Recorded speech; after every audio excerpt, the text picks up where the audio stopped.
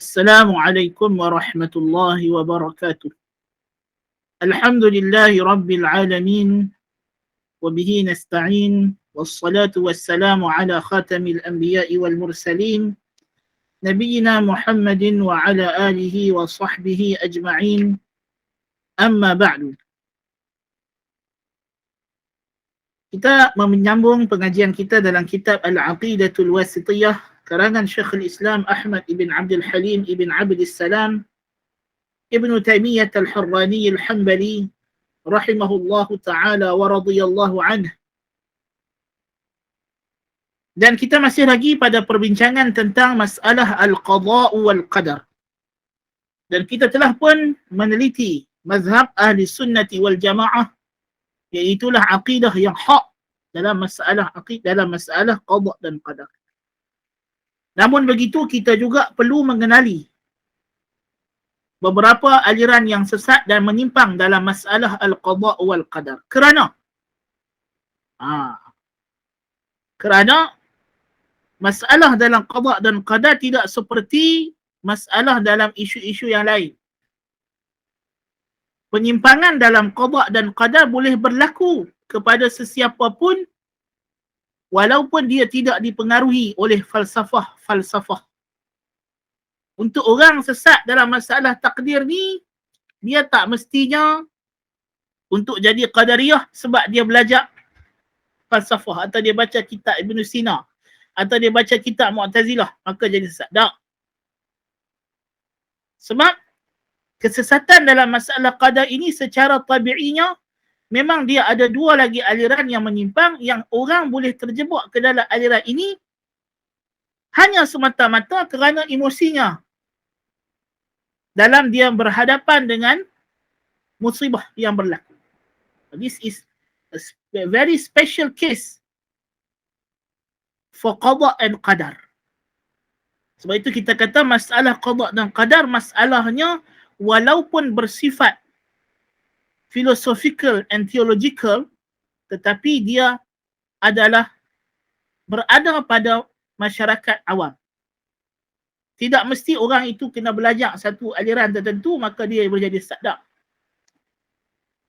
Sesiapa pun, na'udzubillahi min zalik, walaupun dia mengaji kitab Ahli Sunnah wal Jamaah, dia mengaji akidah Ahli Sunnah wal Jamaah, kalau ketika musibah datang dia tidak bersedia, dia terlupa, dia terlalai daripada zikrullah, syaitan boleh mencolek dan menyebabkan dia menyimpang daripada landasan yang sebenar. Nas'alullaha al-afiyata wassalamah. Di antara penyimpangan yang sangat besar dalam masalah qada dan qadar ialah penyimpangan golongan yang pertama disebut sebagai al-qadariyah. Golongan al-qadariyah. Golongan qadariyah ialah mereka yang berpandangan bahawa Allah Subhanahu wa ta'ala setelah mana dia menciptakan makhluk dan memberikan kepada makhluk itu qudrah dan iradah, maka makhluklah yang mewujudkan amalan dirinya sendiri tanpa ada kaitan dengan Allah Subhanahu wa ta'ala, dan Allah Subhanahu wa ta'ala tidak mencampuri urusan kejadian alam ini. Ini kita sering dengar orang cakap macam ini. Dia kata God has nothing to do with this. Dia kata Tuhan tak ada kaitan dengan benda ni. Bila berlaku musibah, berlaku bencana, orang pun cakap, yalah kita dah usaha, tapi nak buat macam mana, dah takdir Allah Ta'ala, dia marah. Dia kata, you don't play, you don't bring God in this matter, dia kata. Jangan bawa masuk Tuhan dalam perkara ni. Sebab? Pasal dia ada, walaupun dia mungkin tak belajar akidah qadariyah, dia pun tak tahu Mu'tazilah tu apa, tak pernah dengar pun. Tapi penyimpangan ini boleh berlaku hanya kerana emosi yang tidak stabil. Nasallallahu al-afiyah. Sebab dia dah marah dekat kawan tu, dia nak tapuk semua kesalahan dekat kawan tu, maka dia tak dapat terima bila kawan tu nak berdalih dan beralasan dengan takdir. Sama sekali dia tak mau terima. Dan dia kalau boleh tak mau terima pun, itu adalah takdir Tuhan pada dirinya juga. Ini berlaku. Dan ini adalah fahaman Qadariyah. Kesimpulan mazhab Qadariyah ialah seperti mana kata Qadhi Abdul Jabbar, فصل في خلق أفعال العباد والغرض منه في أن أفعال العباد غير مخلوقة فيهم وأنهم المحدثون لها فالله ليس خالقا لأفعال العباد. Kata Qadhi Abdul Jabbar, ulama besar Mu'tazilah, bahawasanya perbuatan manusia, perbuatan makhluk itu bukan diciptakan pada mereka. Dan bahawa mereka lah yang mewujudkan perbuatan mereka sendiri dan Allah bukan pencipta bagi amalan makhluk.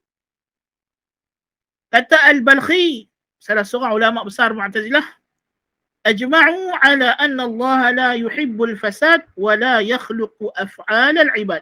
Mu'tazilah telah bersepakat bahawa Allah tidak suka perkara-perkara yang buruk dan tidak mencipta amalan makhluk. Jadi menurut mazhab Mu'tazilah, Allah Subhanahu wa taala setelah mana dia menciptakan bagi makhluk kudrah dan iradah, maka segala tindak tanduk kelakuan manusia ini tidak ada kaitan lagi dengan Allah Subhanahu wa taala.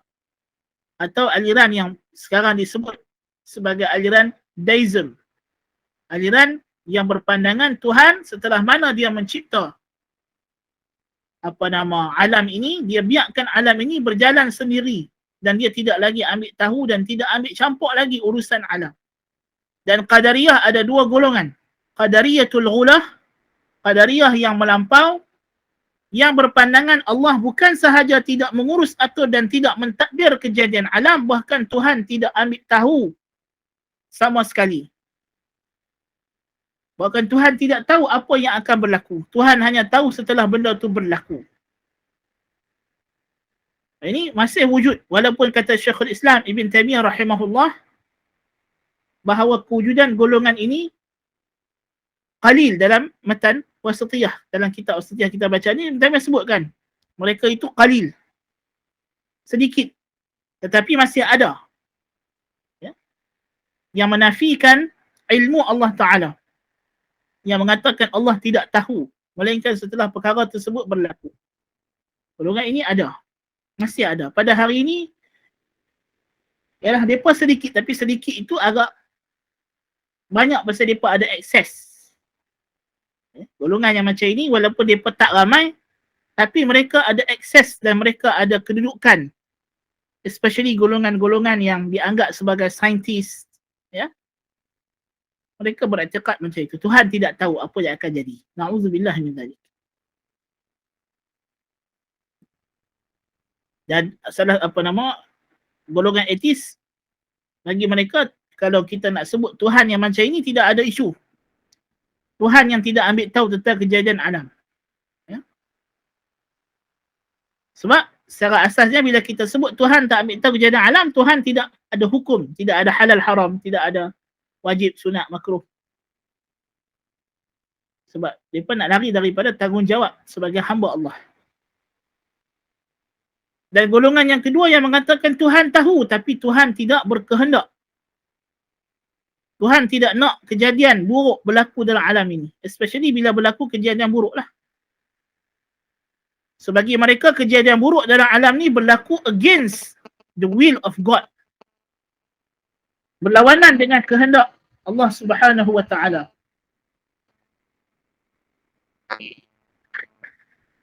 Against of divine will. Berlawanan dengan kehendak Allah Ta'ala. Ini yang ramai, yang banyak. Ya, golongan yang orang kata apa?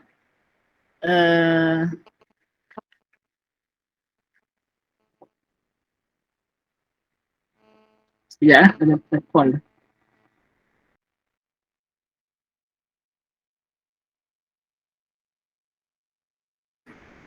Baik.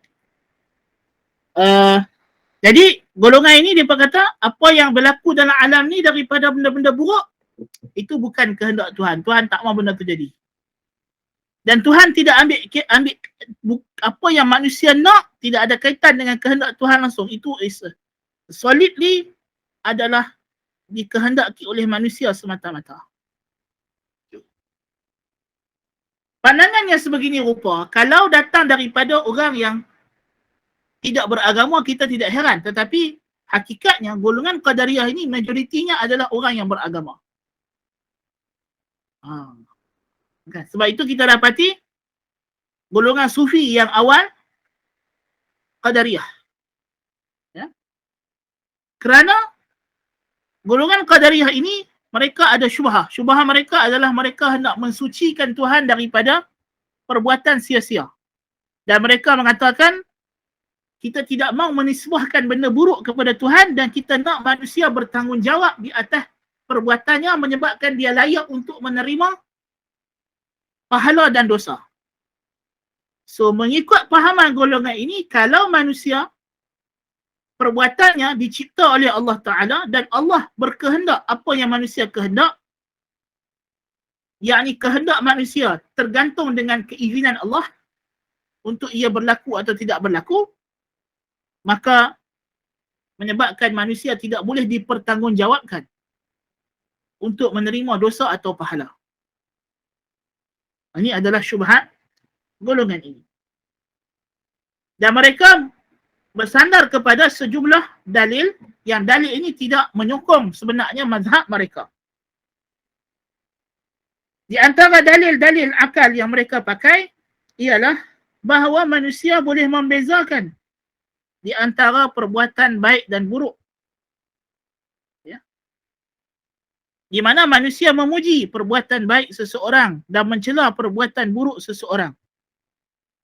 Yang menunjukkan bahawa manusia boleh membezakan di antara perbuatan yang berlaku dengan kehendak dan pilihan manusia dengan perbuatan yang berlaku di luar daripada kehendaknya. So dia kata kita dapati dalam alam ni ada dua jenis perbuatan.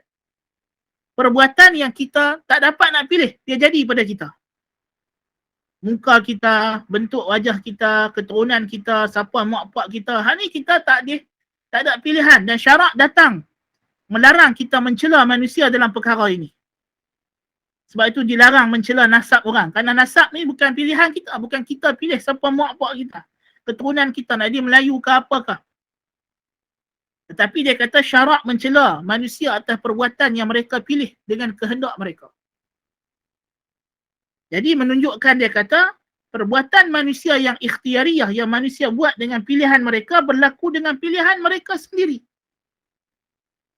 Okey, kita kata kepada Mu'tazilah stop dekat situ.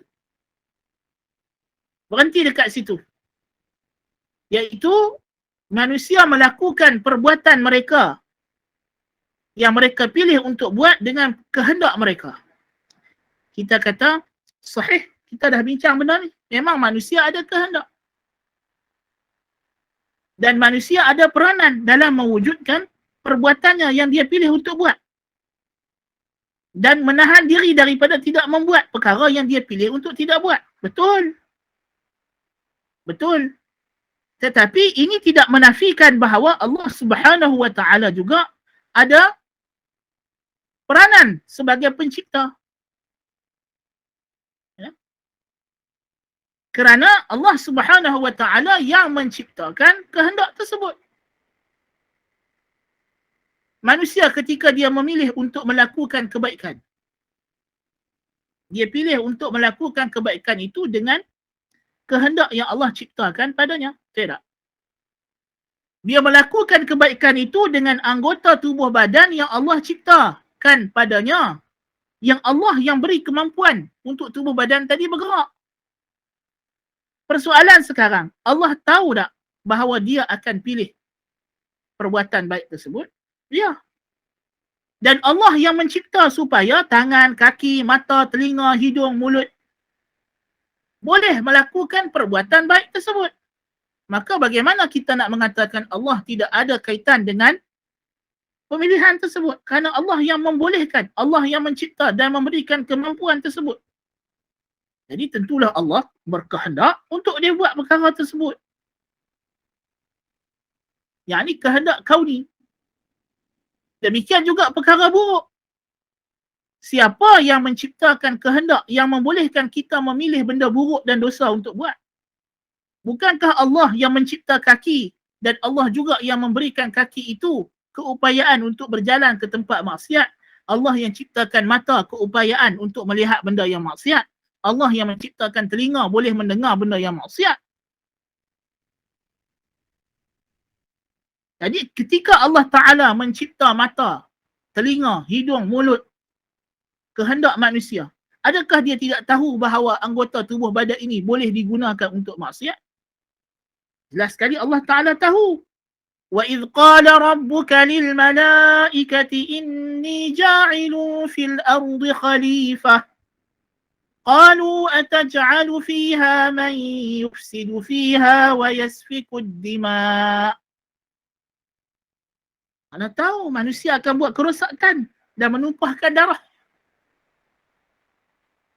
Ya? Jadi adakah kita nak kata Allah tidak berkehendak sedangkan Allah Ta'ala yang buat kemampuan tersebut? Tak logik. Jadi Allah memang nak untuk manusia boleh buat kerosakan, manusia boleh buat maksiat. Of course, secara iradah kauniyah seperti yang telah kita sebutkan. Dan kita jangan lupa dari segi hikmah Allah Subhanahu wa Ta'ala. So perkataan Mu'tazilah dan Qadariyah yang mengatakan Allah menciptakan kudrah dan iradah tapi Allah tidak berkehendak untuk manusia memilih yang baik atau memilih yang buruk, dia kata tak kena. Tak kena. Ya? Kerana Allah tahu. Sebab itu kata Imam Syafi'i radhiyallahu an, khasimul qadariyata bil ilm, fa in aqarru faqad khusimu. Wa in jahadu faqad kafaru, atau kama qala radhiyallahu anhu. Debatlah kamu dengan golongan Qadariyah dengan ilmu Allah. Kalau mereka kata Allah tahu, mereka sudah pun kalah. Kalau mereka kata Allah tidak tahu, mereka kafir. So kita tanya Qadariyah, masa Allah Ta'ala cipta manusia, dia tahu tak manusia ni boleh buat baik dan buruk? Ketika manusia memberikan ketika Allah Ta'ala menciptakan manusia dan dia ciptakan kepada mereka kemampuan, kebolehan untuk memilih antara baik dan buruk. Inna khalaqanal insana min nutfatin amsyajin nabtalih faja'alnahu sami'an basira. Inna hadaynahu as-sabila imma syakiran wa imma kafura. Jadi Allah tahu tak manusia ni akan ada yang jadi mukmin, akan ada jadi kafir. Ada yang akan syukur nikmat, ada yang kufur nikmat. Faman syaa'a falyu'min wa man syaa'a falyakfur. Siapa yang dia kehendaki, maka berimanlah. Dan siapa yang dia kehendaki untuk kufur, maka kufurlah. Allah bagi tahu dalam surah Al-Kahf bahawa dia berkehendak untuk manusia yang mukmin jadi mukmin dan yang kufur jadi kufur. وَمَا كَانَ لِنَفْسٍ أَن تُؤْمِنَ إِلَّا بِإِذْنِ اللَّهِ. Tidak boleh bagi diri sesuatu jiwa itu untuk beriman melainkan dengan izin Allah. Jadi Allah tahu dan Allah berkehendak. مَنْ يُرِدِ اللَّهُ أَنْ يَهْدِيَهُ يَشْرَحْ صَدْرَهُ لِلْإِسْلَامِ وَمَنْ يُرِدْ أَنْ يُضِلَّهُ يَجْعَلْ صَدْرَهُ ضَيِّقًا حَرَجًا كَأَنَّمَا يَصَّعَّدُ فِي السَّمَاءِ.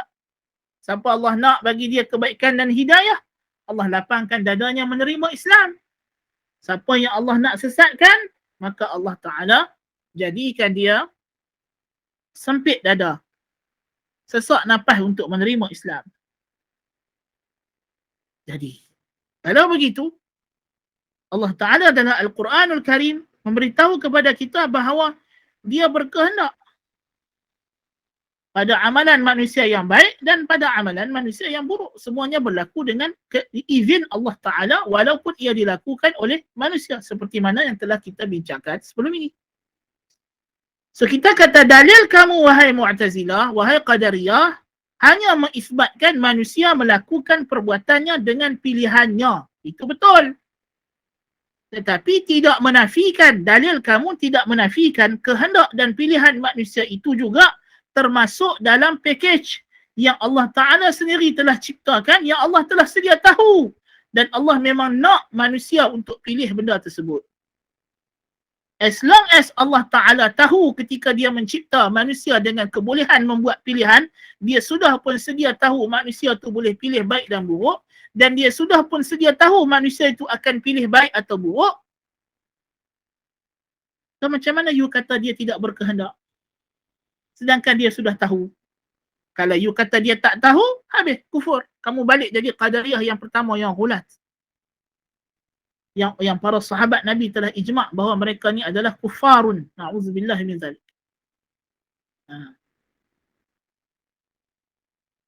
Demikian juga di antara dalil yang mereka bawa ialah mereka kata kalaulah Allah Ta'ala adalah pencipta amalan kita di mana dialah yang memberi kesan kepada amalan kita, maka tidak ada lagi taklif. Kalau macam tu manusia tidak berhak untuk diberi pahala dan dosa kerana Allah Ta'ala yang tentukan perbuatannya. Ini syubhat yang paling besar lah yang mereka bawa. Dan tentulah Allah Ta'ala akan bersifat dengan sifat baik dan buruk tersebut. Mereka kata. Maka untuk menjawab dalil ini kita kata dalil yang kamu guna ni tidak sahih istidlalnya dari beberapa sudut. Yang pertama bahawa taklif membebankan seseorang makhluk itu dengan tanggungjawab yang dia lakukan sama ada baik atau buruk. Dia berhak mendapat ganjaran bagi amalan baiknya atau dosa atas amalan buruknya. Ini kerana manusia itu memang ada iradah, kudrah dan taksir dan kesan. Ya? Dari sudut dia adalah sebab, penyebab.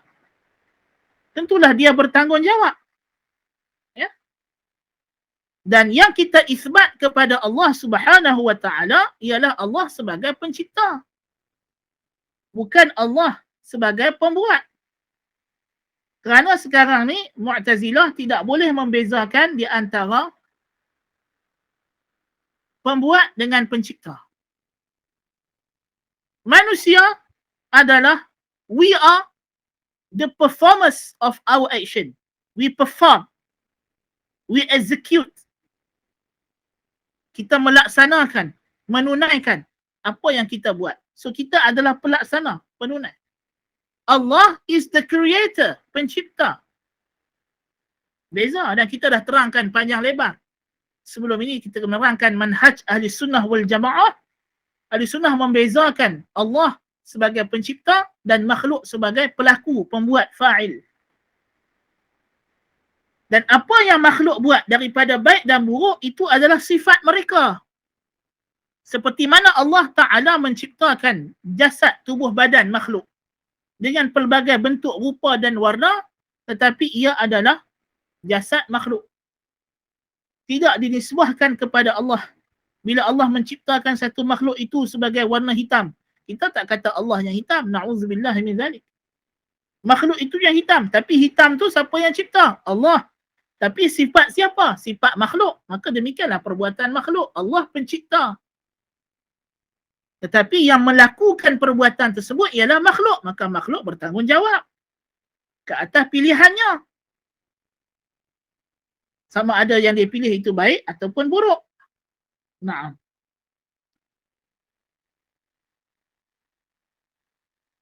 Dan Qadariyah juga berdalil dengan sejumlah ayat-ayat Al-Quran.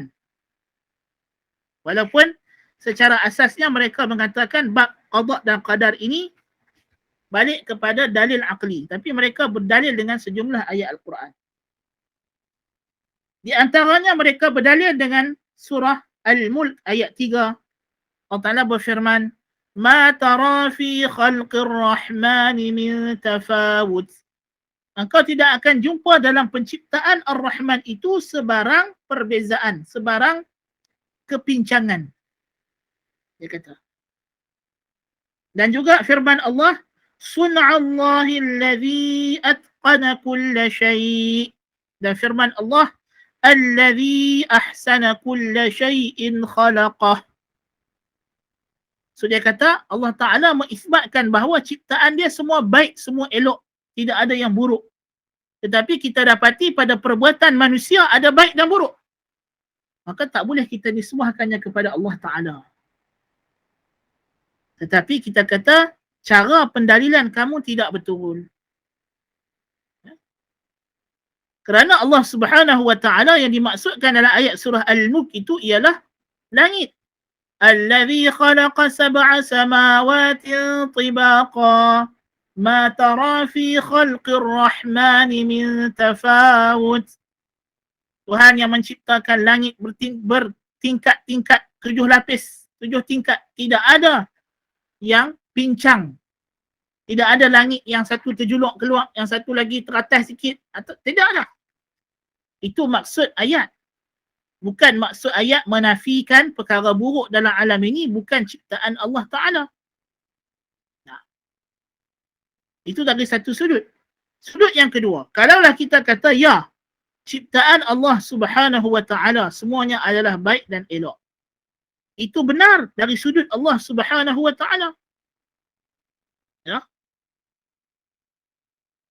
Kerana segala perkara buruk yang berlaku dalam alam ini, buruk itu adalah dilihat dari sudut pandang kita. Bukan nisbah kepada Allah. Dan ini kita akan elaborate lagi bila kita sampai pada masalah mushkilatul syarr, the problem of evil. Bahawa perkara buruk dalam alam ni, buruk itu dilihat dari sudut kita. Nisbah kepada kita. Tapi nisbah kepada Allah, benda buruk yang dia buat itu sebenarnya melengkapi. Dan dia adalah benda yang mesti ada dalam alam ini. Ya? Yang mana kalau tidak ada benda yang kita kata buruk tu dalam alam ni akan jadi tafawut, akan jadi tak sempurna, akan jadi tak perfect. Alam dunia ni kalau hanya ada iman tanpa kufur, tak jadi. Kalau hanya ada iman tanpa taat, tak jadi. Kalau hanya ada taat tanpa maksiat, tak jadi. Kalau hanya ada sihat tanpa sakit, tak jadi. Kalau hanya ada muda tanpa tua, tak jadi. Hakikatnya, muda dan tua, sihat dan sakit, panas dan sejuk, hujan dan kemarau, ini semua saling lengkap melengkapi. Ya. Yang ketiga, maksud firman Allah dalam surah An-Naml ayat 88, Sun'allahi alladhi atqana kulla syai', ciptaan Allah yang dia telah menciptakan dengan kukuh segala sesuatu, ialah semua ciptaan Allah Ta'ala ini berada dalam keadaan yang utuh, jitu, tidak lari daripada hikmah. Itu maksudnya. Kita kata tadi, walaupun kita nampak benda tu tak elok, tapi dia adalah ada hikmah. Kita rasa gempa bumi tak elok, tapi gempa bumi adalah perlu. Gunung berapi adalah perlu. Ribut adalah perlu. Banjir adalah perlu. Memang kalau kita ukur dengan nisbah ilmu kita yang cetek, kita rasa benda ni tak elok, buruk. Tetapi di sebaliknya ada hikmah yang besar. Ini juga kita akan ulas dalam problem of evil. Demikian juga ayat dalam surah As-Sajdah, Allazi ahsana kulla syai'in khalaqah. Yang telah menciptakan semua makhluk dalam keadaan elok. Yang dimaksud ini adalah Adam alaihissalam. Jadi manusia. Laqad khalaqnal insana fi ahsani taqwim. So adakah kalau macam itu, kalau kita faham maksud ayat ini, Allah Ta'ala hanya cipta manusia yang elok-elok. Jadi manusia yang kemetot, manusia yang renjong sangat, manusia yang cacat, Allah Ta'ala tidak cipta? Tidak juga. Tentu Mu'tazilah tidak kata begitu. Kalau macam itu, kefahaman Mu'tazilah pada ayat ini ada problem. Kerana yang dimaksudkan dengan ahsana kulla syai' ialah muwafaqatul hikmah. Tubuh badan manusia ni dicipta dengan hikmah. Ala wifqil hikmah lil hikmah. Mengikut tuntutan hikmah dan untuk hikmah. Ini juga semua ni kita akan ulas lebih lanjut bila kita mai kepada isu problem of evil.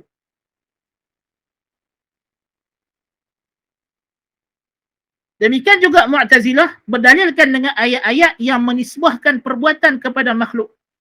Seperti jaza'an bima kanu ya'malun, sebagai hukuman dan balasan bagi apa yang mereka kerjakan. Jadi apa kata? Allah Ta'ala nisbahkan. Allah janjikan ganjaran di atas perbuatan manusia. Kalau manusia tidak mencipta amalannya sendiri, atau Allah Ta'ala yang mencipta amalan manusia, mereka tidak berhak mendapat ganjaran. So kita kata syubhat ni pun sama, kita dah terangkan tadi, tak betul. Kerana Allah Ta'ala adalah Al-Khaliq. Manusia diberi ganjaran dari sudut dia adalah sebab, penyebab. Salah satu sebab. Dan dia mesti bertanggungjawab. Dari sudut dia ada kehendak dan iradah dan qudrah yang memberi kesan secara taksir sababi, kesan secara sebab. Bukannya kesan secara mewujudkan penciptaan. Demikian juga ayat-ayat yang mengisbatkan masyiah, kehendak kepada makhluk. Kita kata Allah Ta'ala juga bagi tahu wa ma tasha'una illa ayyasha Allah. Allah Ta'ala mengkaitkan, menghadkan kehendak makhluk itu dengan kehendak Allah Subhanahu wa Ta'ala. Kan? Wa ma kana li nafsin an tu'mina illa bi iznillah.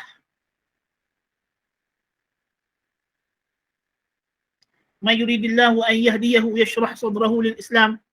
ومن يريد أن يضله يجعل صدره ضيقا حرجا كأنما يصعد في السماء.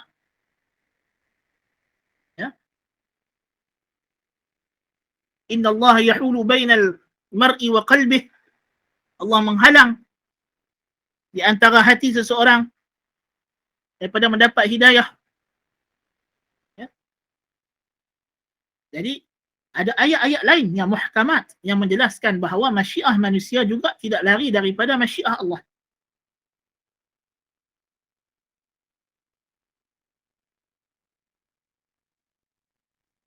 Dan mereka berdalilkan dengan ijma' bahawa kita tidak boleh redha dengan maksiat.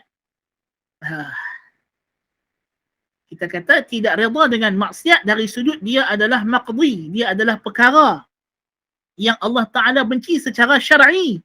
Tetapi tidak menafikan maksiat berlaku di bawah bidang kuasa Allah secara kauni, iradah kauniyah. Ini kerana golongan Mu'tazilah tidak membezakan di antara iradah kauniyah dan iradah syar'iyah.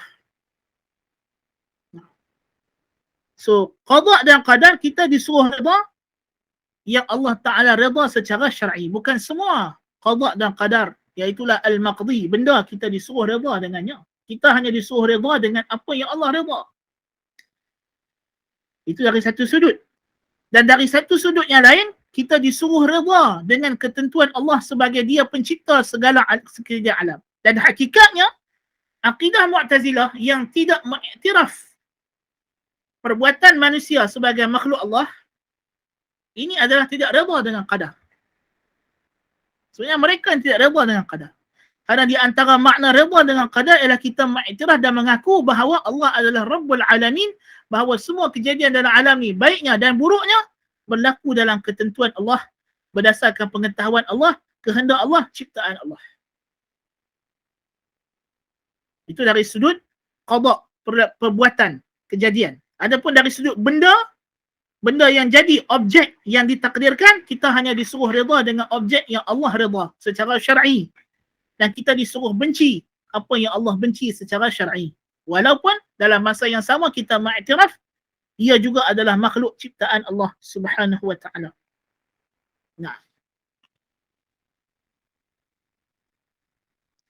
Jadi ini adalah ringkasan perbincangan kita tentang golongan Qadariyah yang akidah ini dibawa oleh golongan Mu'tazilah dan tersebar juga dalam pelbagai pemikiran masyarakat dan aliran secara ringkas.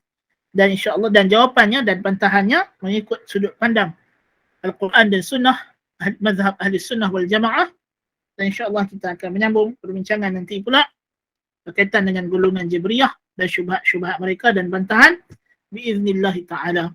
Wallahu ta'ala alam bis-shawab.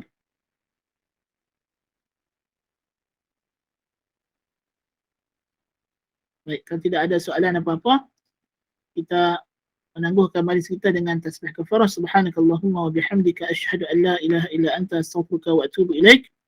Wassallallahu ala Muhammadin an-nabiyil ummi wa ala alihi wa sahbihi wa barik wa sallim.